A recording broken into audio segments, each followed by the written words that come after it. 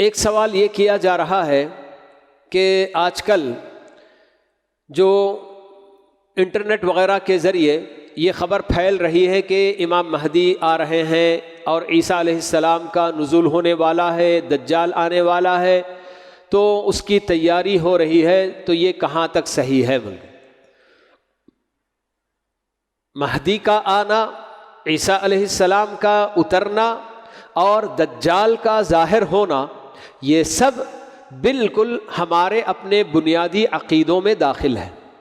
قیامت کے قائم ہونے سے پہلے جو بڑی بڑی نشانیاں وجود میں آئیں گی بتایا گیا، ان میں یہ ساری نشانیاں پائی جاتی ہیں۔ مہدی کا ظہور ہونا، عیسیٰ علیہ السلام کا اترنا آسمان سے اور دجال کا وجود میں آنا، یہ سب قیامت سے پہلے ضرور ہو کر رہیں گے۔